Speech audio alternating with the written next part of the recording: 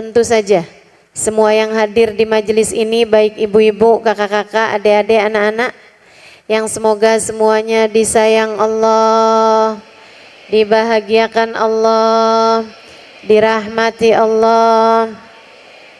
Semoga semuanya disayang Rasulullah, dirindukan Rasulullah, kelak dikumpulkan dengan Rasulullah.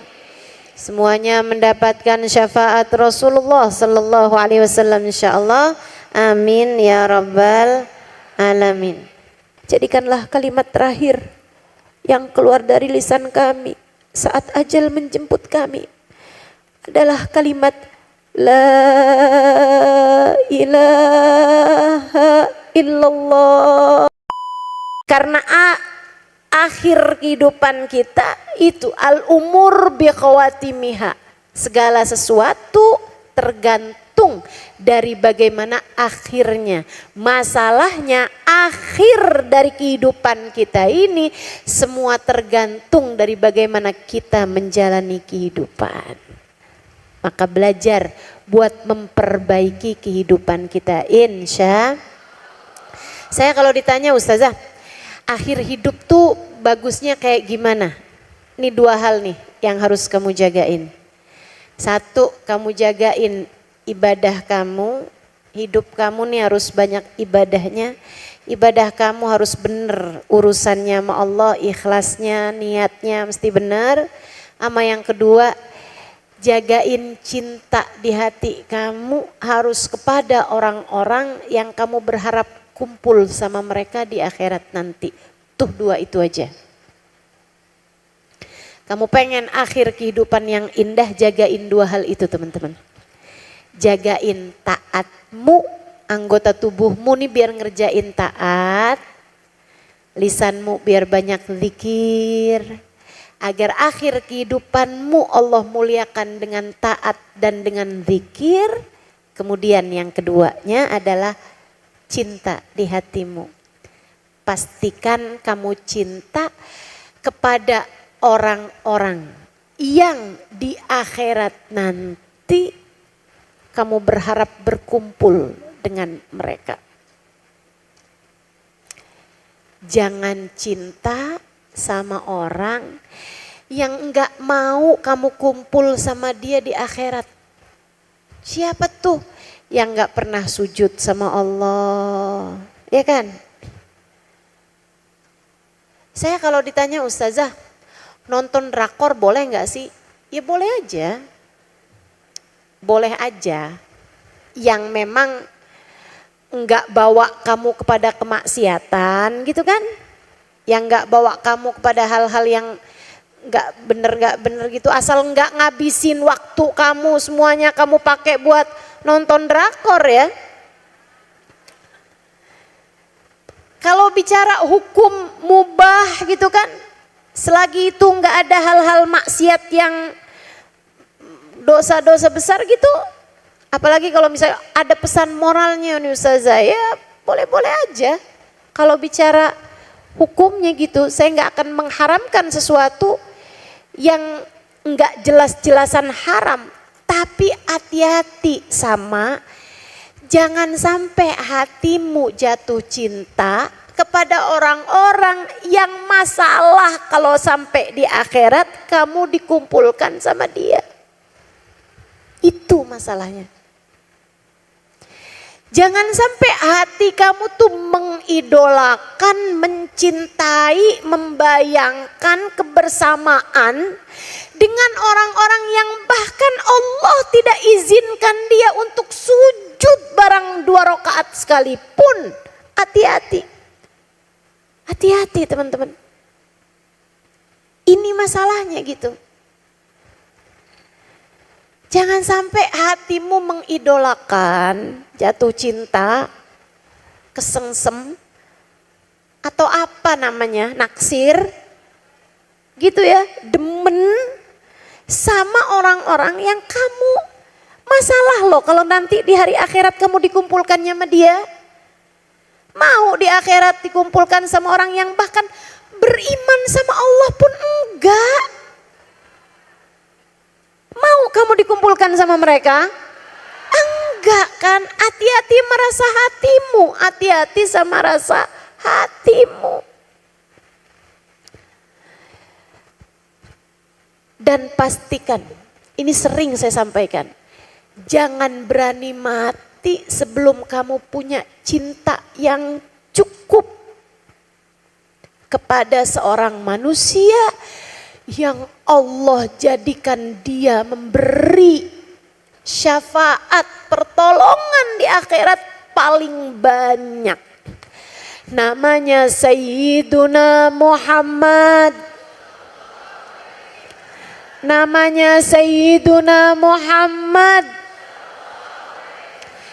Dia bukan orang lain bagimu, Bu.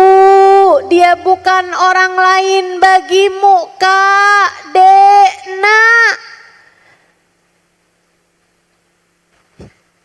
Jangan sampai keinginanmu atau pengenalanmu atau keinginanmu untuk dekat sama seseorang mengalahkan keinginanmu untuk dekat kepadanya. Bagindamu Nabi besar Muhammad. Saudariku sekalian yang saya muliakan, bukan orang lain dia bagimu, bukan orang lain. Namanya bahkan wajib kamu sebutkan di dalam tiap sholatmu bagaimana orang lain bagimu. Kamu nyebut nama ibu bapak kamu aja gak wajib loh. Gak pernah wajib. Sunnah betul kamu doakan, kamu sebutkan namanya dalam doa-doamu. Iya. Tapi gak wajib kan. Manusia yang satu ini namanya wajib kamu sebutkan dalam sholat kamu. Sholatmu gak sah tanpa kamu bersolawat padanya dalam tahiyat sholatmu. Tahiyatmu gak sah kalau kamu gak baca sholawat padanya. Sholawatmu gak sah kalau kamu gak nyebut namanya. Allahumma sholli ala Sayyidina Muhammad wa ala ali Sayyidina Muhammad. Wajib kamu menyebut namanya. Adzan gak sah kalau gak nyebut namanya. Syahadatmu bahkan tidak sah tanpa kamu bersyahadat padanya dan menyebut namanya. Asyhadu an la ilaha illallah wa asyhadu anna Muhammadar Rasulullah. Bagaimana ia jadi orang lain bagimu teman-teman? Dia bukan orang lain bagimu. Harus jadi seseorang yang paling dekat denganmu. Harus jadi orang yang paling dekat dengan hatimu. Kamu harus sayang, kamu harus cinta dengannya. Saya gak cinta Ustazah, masalah kamu. Masalah kamu. Gak apa-apa, biasa aja kok. Saya gak cinta sama Nabi Muhammad, biasa aja kok. Biasa aja sekarang di dunia. Gak akan biasa untuk hari ketika kamu melewati jembatan Sirat. Sebab hari itu tak ada yang dapat menyelamatkanmu selain rahmat Allah dan syafaat Nabi Muhammad. Siapa yang kamu harapkan dapat menarik tanganmu jika sampai dosa-dosa membuatmu tergelincir neraka jahanam? Nabi Muhammad yang bilang analah. Saya yang akan memberi syafaat padamu pada hari itu.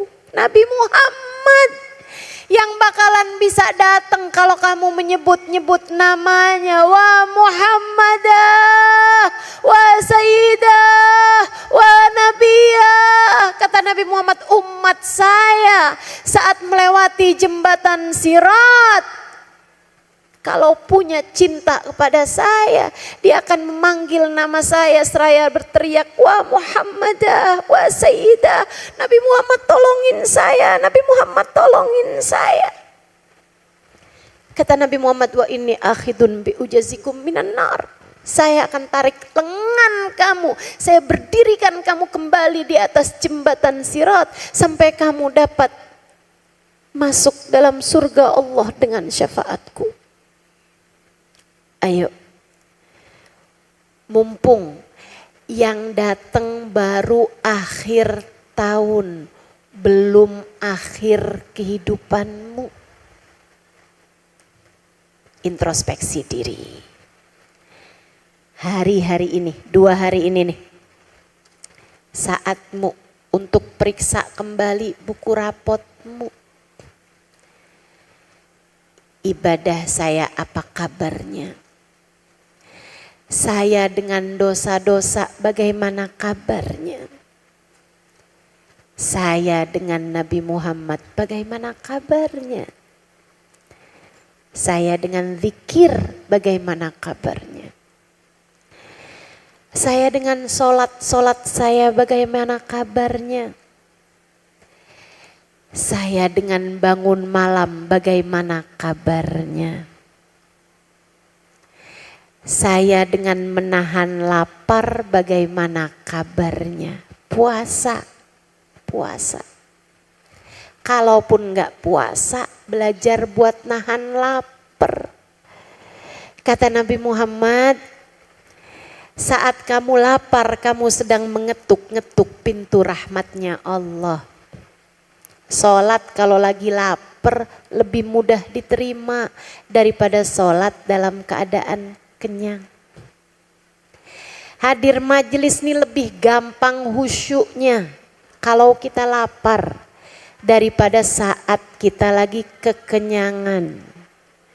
Enggak ustazah, kalau lapar malah enggak bisa khusyuk ustazah. Sibuk nyari-nyari makanan, enggak bu, enggak, percayalah saya. Makanya saya enggak berani makan kenyang sebelum majelis. Teman-teman saya pada tahu itu. Kalau mau majelis saya enggak akan berani majelis dalam keadaan kekenyangan. Susah ngomongnya, susah khusyuknya, susah konsentrasinya, susah menghadirkan hatinya. Udah sering saya coba, udah sering saya kerjakan. Makanya saya membuat keputusan untuk hidup saya, enggaklah saya enggak berani ngisi kajian dalam keadaan kekenyangan. Kalau masih ada majelis, saya akan makan sedikit aja. Sebab susah khusyuk hati ya dalam keadaan kekenyangan. Kita hidup kayak begitu. Kita nahan lapar kita. Bukan karena yang lain, tapi karena biar lebih mudah khusyuk kepada Allah. Gitu. Sampai dulu tuh Nabi Allah Zakaria sebagai nabinya Allah tentu beliau bisa melihat malaikat, bisa melihat setan. Satu waktu ketemu sama setan. Nabinya Allah kan bisa ketemu sama setan. Sebagaimana bisa ketemu sama malaikat, begitu kan ya?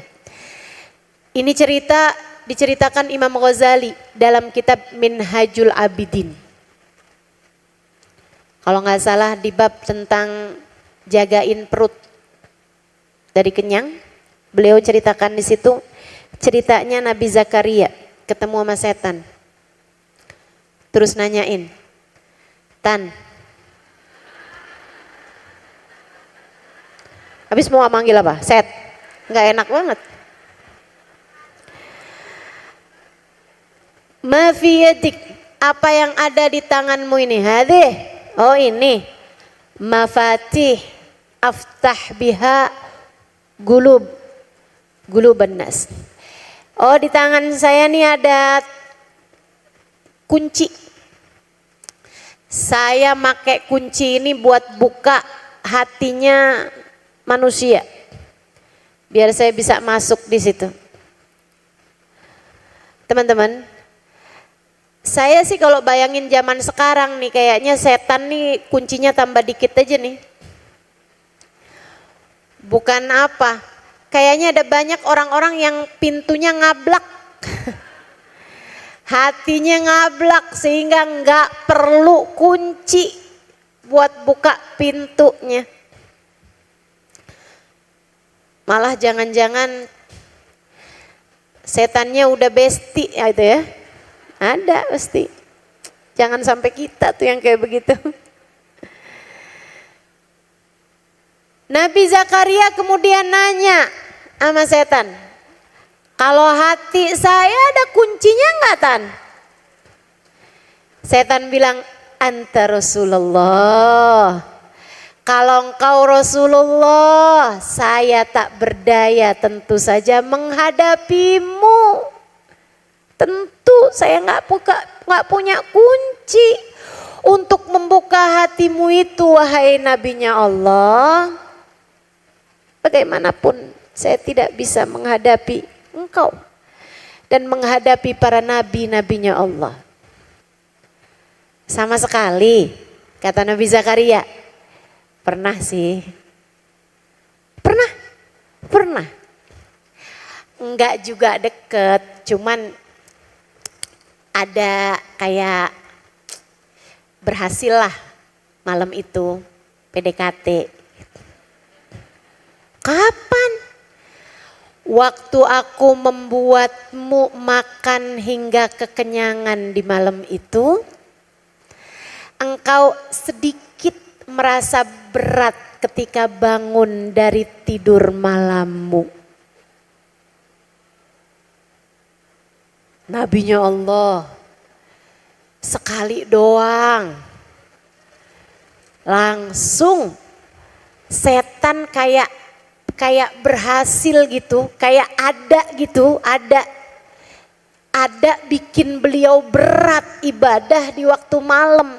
Walaupun tentu aja beliau mampu mengalahkan setan bahkan pada malam itu, cuman ada sedikit beratnya gitu. Tuh setan segitunya kenyang sekali doang bisa PDKT loh. Pantesan aja kita besti sama setan. Kenyang mulu kita. Betul? Betul? Ayo belajar. Biar enggak makan sampai kenyang. Yuk belajar. Caranya Nabi Muhammad SAW sama makan. Kita nih segala-gala mesti ngikutin Nabi teman-teman. Gak usah ngikutin yang lain-lain. Belum tentu berhasil. Udah ikut Nabi aja. Apa katanya Nabi Muhammad urusan makan? Nahnu qaum la na'kul hatta naju' wa idza akalna la nashba. Kami ini orang Islam, kita nih kata Nabi orang Islam, udah diaturin cara diet ala Nabi Muhammad. Udah diaturin cara dietnya Nabi Muhammad. Nahnu qaum la na'kul hatta naju' wa idza akalna la nashba. Kita adalah umat yang gak makan kecuali sesudah benar-benar lapar, dan kita akan berhenti makan sebelum kenyang. Caranya ngambilnya jangan banyak-banyak. Kalau kamu tahu makan segitu bikin kamu kenyang, ya kurangin. Apanya Ustaz yang dikurangin? Semuanya. Nasinya dikurangin, lauknya dikurangin, kuenya dikurangin, buahnya dikurangin, minumnya dikurangin, semuanya dikurangin. Biar kita sudah bisa berhenti makan sebelum. Kayaknya kalau kita ikutin ini nggak perlu pola diet aneh-aneh dah. Insya Allah nih Bu nih. Sehat zahir batin, yang terutamanya biar pada sehat hatinya, biar pada lebih gampang khusyuknya, biar pada lebih gampang menangisi dosa-dosanya, biar lebih gampang nyeselin keadaan dirinya, biar pada lebih ringan ibadah malamnya, biar pada lebih ringan sedekahnya, biar pada lebih ringan puasanya biar pada lebih ringan zikirnya. Kita jagain diri kita, insya Allah. Yuk akhir tahun kita pastikan hati kita nih biar semuanya pada sehat semua, insya Allah. Kita muliakan akhir tahun ini dengan ibadah kita kepada Allah Subhanahu wa taala. Besok kalau yang bisa memungkinkan untuk puasa silakan puasa biar ditutup akhir tahunnya dengan kebaikan. Tapi kalaupun nggak puasa nggak apa-apa, nggak muakkad puasanya. Yang muakkad puasanya tanggal 9 namanya puasa hari Tasu'a, dan tanggal 10 namanya puasa hari Asyura. Jangan ditinggal sebab puasa hari Asyura tanggal 10 ya. Tanggal 10 bulan Muharram. 10 bulan Muharram itu ibu-ibu saudariku sekalian, katanya Nabi Muhammad, yukaffir dunub sanah, inna saum yom Asyura yukaffir dunub sanah. Sungguhnya puasa hari Asyura ngapusin dosa 1 tahun. Ngapusin dosa 1 tahun. Jadi jangan ditinggalin untuk puasanya tanggal 9 dan tanggal 10. Ustazah kalau tanggal 9 kenapa? Karena Nabi niat. Walaupun Nabi nggak ngerjainnya, tapi Nabi niat. Kalau umur saya nyampe tahun depan, saya akan puasa bersama tanggal 10, tanggal 9-nya juga, kata Nabi. Tapi ternyata Nabi keduluan ajal, beliau meninggal dunia pada bulan Rabiul Awal. Jadi nggak dapetin tuh Muharram tahun depannya. Nabi nggak dapetin, tahun itu Nabi Muhammad meninggal dunia. Kenapa Nabi Muhammad ngomong kayak begitu? Nabi lihat ternyata yang puasa tanggal 10 bukan cuma umat Islam, tapi orang Yahudi juga pada puasa. Nabi nanya, kenapa kalian berpuasa hari ini? Orang Yahudi tersebut menjawab, orang-orang Yahudi itu menjawab, hadzal yaum najjallahu Musa. Hari ini, hari Asyura adalah hari Allah menyelamatkan Nabi Musa, maka kami berpuasa pada hari ini sebagai tanda terima kasih kita di mana Allah menyelamatkan Nabi Musa pada hari ini. Kata mereka, Nabi nggak mau puasa kita nih hari Asyura sama puasanya mereka. Jadi Nabi Muhammad bilang, lau adraktu sanatil atiyah lasumtumal Asyura at-Tasu'a. Kalau umur saya nyampe tahun depan, saya akan puasa bukan hanya tanggal 10-nya aja, tapi udah saya awali dari tanggal 9-nya. Tapi Nabi Muhammad keburu meninggal dunia pada bulan Rabiul Awal. Nah, teman-teman saudariku sekalian, kita sebagai umat yang baik, kita laksanakan niat Nabi kita Muhammad sallallahu alaihi wasallam. Puasa tanggal 10 diawali dengan puasa tanggal 9. Biar puasa kita nggak sama puasanya orang Yahudi. Sampai-sampai para ulama mengatakan kalau kamu tanggal 9-nya nggak bisa karena sesuatu hal, ya puasanya baru bisa tanggal 10-nya, puasain tanggal 11-nya. Biar puasa kamu nggak sama puasanya orang Yahudi. Begitu, insya Allah. Jadi besok nih Ustazah akhir tahun puasa apa enggak? Ya bagus juga kalau mau puasa biar akhir tahun kita diakhiri dengan kebaikan. Begitu ya. Tapi yang pasti banyakin baca istighfar. Banyak-banyak baca istighfar. Minta ampun atas perbuatan dosa-dosa kita selama tahun ini, bahkan sepanjang umur kita. Kita minta sama Allah, ya Allah ampunin, ya Allah ampunin. Ya Allah ampunin, ya Allah ampunin. Banyak-banyakin. Dari mulai hari ini nih sampai nanti malam, sampai besok. Sampai asar besok. Nanti habis asarnya, habisnya banyak baca istighfar nih mulai hari ini sampai besok.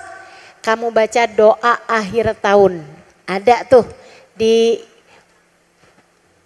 buku-buku zikir. Nanti insya Allah saya online kan juga aja deh. Biar teman-teman pada bisa ikutan baca bareng ya. Jadi tinggal buka aja. Apa biasanya? Instagram. Gitu ya. YouTube. Biar buka aja besok. Enaknya jam berapa nih? Jam 5? Jam 5 ya. Baik, besok jam 5. Ini saya menurut sama ibu-ibu nih. Sebenarnya rencananya nggak ada niatan buat online, tapi saya takut aja ibu-ibu pada lupa nih ntar. Jadi saya baca insya Allah ya, besok ya jam 5 sore kita akan baca bareng-bareng doa akhir tahun. Kemudian nanti ba'da maghrib, nah itu baca doa awal tahun. Diawali apa Ustazah? Bebas sih sebenarnya, tapi kalau saya biasanya mengawalinya dengan baca surat Yasin. Kenapa gitu? Karena Yasin 5 quri'at laha. Kata Nabi Muhammad, baca surat Yasin tergantung niat bacanya mau buat apa. Nah, jadi kita besok awali dengan baca surat Yasin habis maghrib. Kenapa habis maghrib Ustazah enggak jam 12 malam? Karena tahun Hijriah itu diawalinya dengan maghrib. Kalau udah maghrib tuh masuk hari baru. Kalau kita nih kan kalau hitungannya Masehi, kalau hitungan tahun Masehi nih yang kita biasanya suka pakai untuk tanggalan kita hari-hari ini ya. Nah itu kan masuk tanggal jamnya itu masuk dengan jam 12 malam. Ganti hari. Nah kalau hitungan Hijriah itu berubah tanggalnya itu pada waktu maghrib. Jadi kalau udah masuk maghrib nih Bu nih, masuk maghrib nanti malam, ini udah bukan lagi Ahad, bukan lagi Minggu, akan tetapi udah masuk Senin. Makanya nih nanti malam nih namanya malam Senin, begitu kan? Nah itu ya, jadi begitu masuk maghrib besok itu udah masuk kalender baru lagi. Nah besok maghrib kita baca doa awal tahun yang saya akan awali dengan baca surat Yasin. Nah itu nanti sesudahnya kita akan baca doa awal tahun insya Allah, begitu ya teman-teman sedikit sekalian yang saya muliakan. Kemudian tanggal 9 atau tanggal 10 namanya hari Tasu'a, tanggal 10-nya namanya hari Asyura. Banyakin baca doa, hari itu hari penting. Hari Allah Subhanahu wa taala mengijabah doa, hari Allah mengampuni dosa, hari Allah Subhanahu wa taala memberikan rahmat, karunia, hidayah, anugerah. Hari Allah Subhanahu wa taala menyembuhkan penyakit-penyakit dari hamba-hambanya. Kepada teman-teman yang lagi sakit nih, hari Asyura yang benar, puasa juga, ibadah juga, sedekah juga, baca zikirannya juga. Baca zikirannya apa Ustazah? Baca hasbunallah wa ni'mal wakil, ni'mal maula wa ni'man nasir. Nah itu juga insya Allah kita akan bacanya bersama-sama. Bagi yang nggak tahu bacanya mau di mana, barengan sama siapa, bisa barengan sama saya lewat onlinean juga insya Allah. Begitu ya. Teman-teman saudaraku sekalian yang saya muliakan, pada akhirnya mari kita baca suratul Fatihah. Kita minta pada Allah Subhanahu wa taala semoga Allah memuliakan hidup kita dengan taat, memuliakan hidup kita dengan hati penuh cinta kepada yang semestinya dicintai. Kita cintai Allah, kita cintai Rasulullah, kita cintai siapapun yang cinta kepada mereka, mendekatkan diri kita kepada Allah dan Rasulnya. Dan juga mudah-mudahan Allah Subhanahu wa taala memuliakan akhir kehidupan kita dengan husnul khotimah. Saya minta teman-teman buat baca dengan serius suratul Fatihah. Kita mau titipkan akhir kehidupan kita kepada Allah Subhanahu wa taala. Kita mau minta kepada Allah Subhanahu wa taala dengan berkat suratul Fatihah. Apabila datang ajal menjemput kita, Allah anugerahkan kepada kita husnul khotimah. Ala hadhihi niyah wa bikulli niyatin salihah jami'ah syamilah ila hadratin Nabi Muhammad sallallahu alaihi wa alihi wasallam. Al-Fatihah.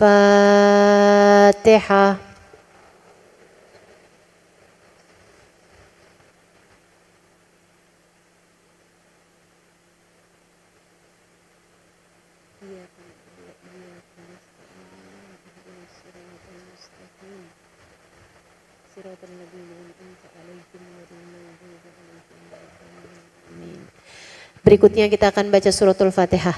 Kita minta kepada Allah Subhanahu wa taala semoga dengan berkat suratul Fatihah ini akhir kehidupan anak-anak kita, akhir kehidupan suami kita, akhir kehidupan orang tua kita, akhir kehidupan semua orang-orang yang kita sayangi, cucu-cucu kita, semua yang kita sayangi, Allah anugerahkan husnul khotimah.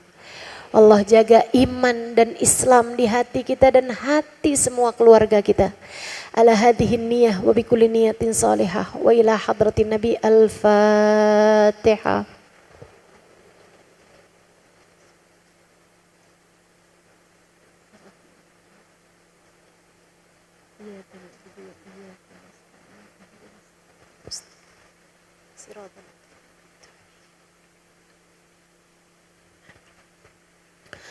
اللهم بحق الفاتحة برمة الفاتحة بركة الفاتحة تفتح لنا أبواب الخير تؤمننا معاملة أهل الخير تكفينا من جميع الفتن والمهن بؤس وضير إنك ولي كل خير متفضل بكل خير برحمتك يا أرحم الراحمين. Ya Allah, izinkan kami di akhir tahun semacam ini, kami titipkan kepadamu syahadat kami ya Allah. Kami titipkan kepadamu iman kami ya Allah. Kami titipkan kepadamu iman orang tua kami ya Allah. Kami titipkan kepadamu iman anak-anak kami ya Allah.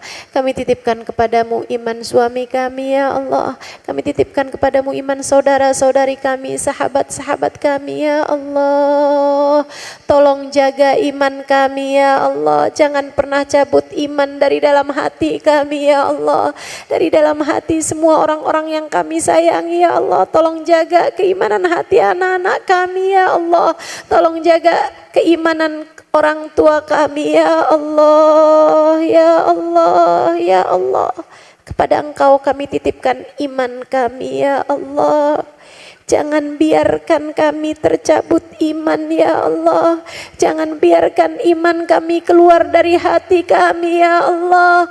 Kami tidak memiliki selain iman kepadamu ya Allah. Tolong jaga iman kami ya Allah. Hal berharga yang kami miliki adalah keimanan kami ya Allah. Jangan biarkan setan mengganggu iman kami. Jangan biarkan cinta terhadap dunia mengganggu iman kami. Jangan biarkan dosa mengganggu keimanan kami ya Allah. Tetapkan iman Islam di dalam hati kami sampai kami mati ya Allah.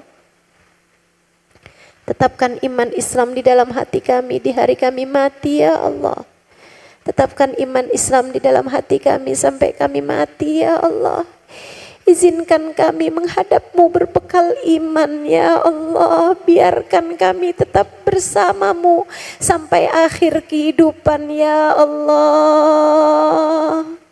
Biarkan kami tetap bersamamu, beriman padamu, percaya penuh padamu sampai hari kami menghadapmu ya Allah. Dan Engkau membukakan untuk kami pintu rahmatmu lebar-lebar. Tetapkan iman Islam di dalam hati kami ya Allah. Apabila datang ajal menjemput kami, matikan kami dalam husnul khatimah. Ampuni dosa kami ya Allah. Tutup aib-aib kami ya Allah. Jadikanlah kalimat terakhir yang keluar dari lisan kami saat ajal menjemput kami adalah kalimat La ilaha illallah. Bersama-sama. La ilaha illallah. Sekali lagi. La ilaha illallah Muhammadur Rasulullah Muhammadur Rasulullah Muhammadur Rasulullah sallallahu alaihi wasallam. Ya Allah, semudah kami mengucapkannya di saat hidup kami, mudahkan kami mengucapkannya di saat mati kami ya Allah. Semudah kami mengucapkannya di saat hidup kami, mudahkan kami mengucapkannya di saat akhir kehidupan kami ya Allah. Jangan biarkan dosa menghalangkan lisan kami mengucapkannya ya Allah. Jangan biarkan aib dan cela menghalangkan kami dari mengucapkannya ya Allah. Jangan biarkan cinta dunia menghalangkan kami dari mengucapkannya ya Allah. Jangan biarkan cinta kepada siapapun menghalangkan kami dari mengucapkannya ya Allah. Kepada Engkau kami mohon ya Allah, tetapkan iman Islam di saat akhir kehidupan.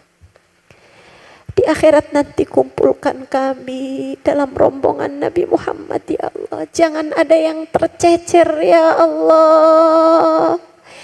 Jangan ada yang tertinggal ya Allah. Walaupun dia banyak dosanya ya Allah.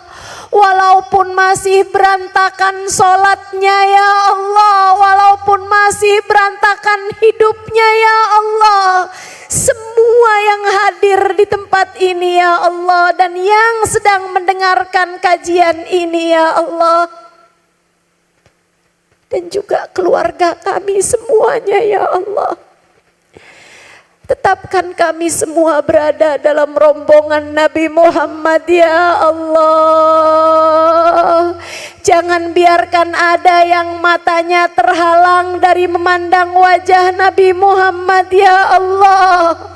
Walaupun dia sering menonton yang tidak semestinya ditonton ya Allah. Walaupun dia sering melihat yang tidak semestinya dia lihat ya Allah. Ampuni dosa-dosa matanya ya Allah. Ampuni dosa-dosa mata kami ya Allah. Kepada Engkau kami mohon ya Allah. Tetapkan kami dalam rombongan Nabi Muhammad ya Allah. Biarkan kami mati tetap dengan menjadi umat Nabi Muhammad ya Allah. Syafaatkan Nabi Muhammad untuk kami dan semua orang-orang yang kami sayangi ya Allah. Ampuni segenap dosa-dosa kami ya Allah. Jaga kami ya Allah, biar enggak keterusan mengerjakan dosa ya Allah. Jaga kami ya Allah. Di sepanjang tahun-tahun ke depan, di masa-masa ke depan, di bulan-bulan ke depan, biar kami tidak terus-terusan mengerjakan dosa ya Allah. Allahumma rabbana atina fid dunya hasanah, fil akhirati hasanah, wa qina adzabannar. Wassallallahu ala sayyidina Muhammadin wa alihi wasallam walhamdulillahi rabbil alamin. Taqabbalallah minna wa minkum taqabbal ya karim. Mudah-mudahan bermanfaat, kurang lebihnya mohon maaf. Billahi taufiq wal hidayah wal afu minkum. Wassalamualaikum warahmatullahi wabarakatuh.